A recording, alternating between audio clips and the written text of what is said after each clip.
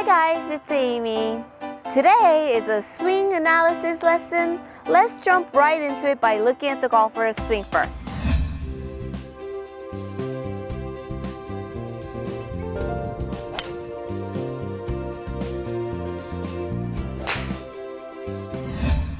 So her swing is very clean, but if you look at even a nice golf swing like this, you can point out like 10 to 20 different things you could possibly work on. She's aspired to become a KLPGA Tour player in the near future. That's why her swing is so good.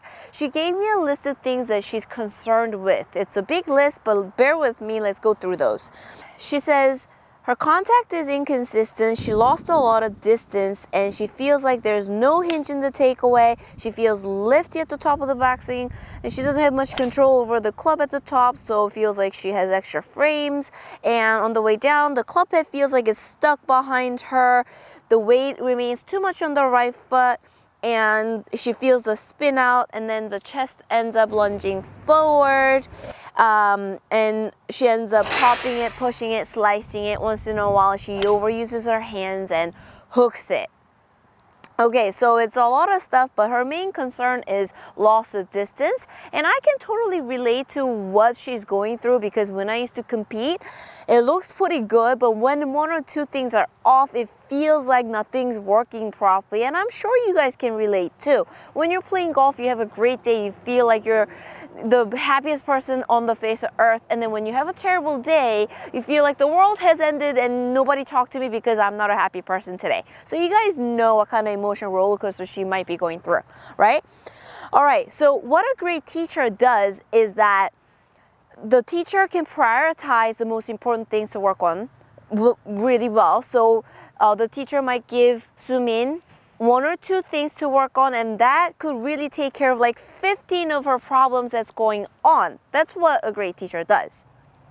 If you look at Sumin's swing, her body, her stability is pretty good, her motions are pretty good, her swing plane, positioning are pretty good. The only thing is, when you look at the club head, it's out of sync compared to the body's movement. So today I have to get her club head getting in sync better with the great body movements she has.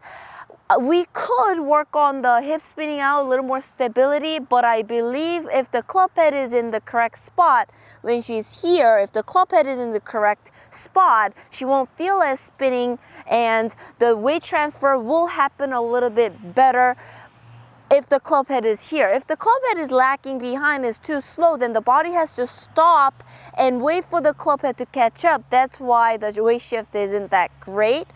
Okay, so in order for me to sync up the club head to rest of her body movements, I have to show her the hinging. Like she mentioned, she felt like she wasn't hinging well and she was lifty. She's exactly right on that. That's the first thing she needs to work on.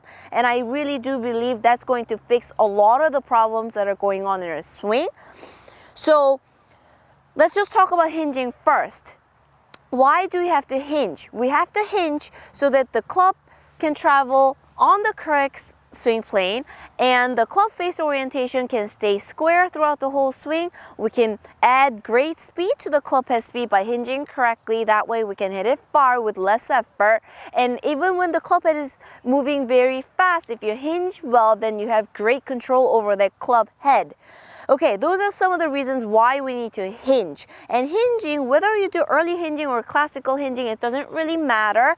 About halfway through, your hinging is almost done. After that half swing, the momentum is what completes the rest of the wrist action. So today I have to fix Sumin's 8 o'clock position. 8 o'clock is when this is a clock. When the left arm points at 8 o'clock, the shaft is supposed to be parallel to the ground. The shaft is supposed to be parallel to the target. And the toe of the club is pointing upward, that's square. A lot of the professionals prefer it slightly shut.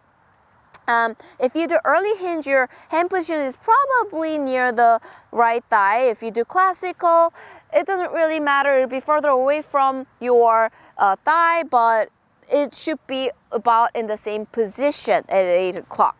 Okay, so at 8 o'clock, this is the ideal position. Sumin's position is The hand is slightly high, the club is slightly low, and it's slightly under the plate, okay?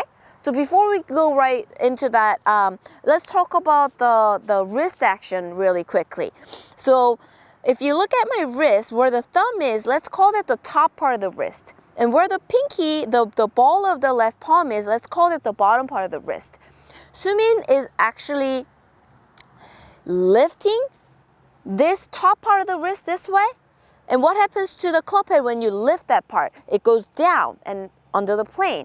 And when you do this lift, you're putting so much effort into it. There's a lot of tension in the front of your left shoulder and your wrist, but the club is actually off plane and slow. That's what's going on with her swing, right? So if you've seen my beginner series grip lesson, you gotta understand this really easy.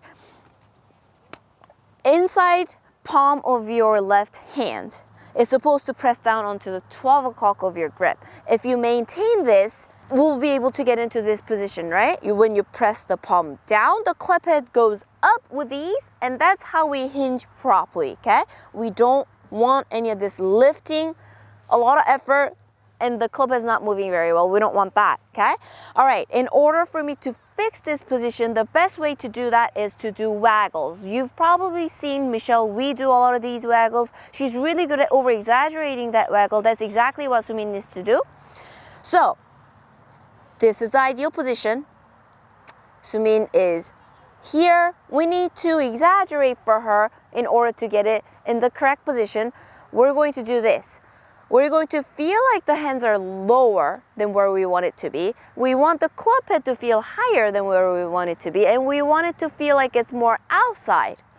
And over-exaggerating that way is going to kind of blend in with what she's doing and eventually get it evened out into the correct 8 o'clock position. So we're gonna go ahead and do the exaggeration waggle and hit the golf ball. So we're trying to exaggerate the pushing down and club head up and in front. Don't worry about the result. We're just gonna focus on the takeaway feeling.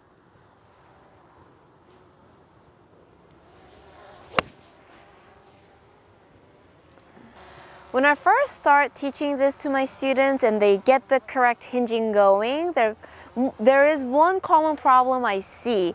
So they're used to their body doing a lot of work and club head being slow and behind the movements, right? But once they start hinging properly, what happens is the club head starts picking up speed and the body becomes very calm. So it feels like you're not doing much work, but the club head is doing all the work for you. So when that starts happening, your body says, okay, I am used to going faster than the club head, but right now I feel like I'm not doing enough work. Okay, I'm gonna go ahead and match the club head speed. And then you start moving really fast and it becomes a huge mess. So when you first start experiencing that and everything becomes super fast, remember this point I just told you about. You gotta keep reprogramming your body and say, okay, your body is supposed to do less work and the club head is supposed to speed up and do all the work for you, and really slow it down and control that. If you have similar problems to what Sumin is having, if you're not hinging well, if you're lifting, or your club head is not in sync with the rest of the body, then try that 8 o'clock exaggerated waggle I showed you like Michelle Wee does, and that way you can work less with your body and let the club head do all the work for you, so that way you can hit it long and straight. I hope you're able to follow along. If you have any more questions, please come to Ask Aimee section and leave your questions, comments there. I'll get back to you guys on that. Thank you guys for watching, and I'll see you guys in the next video.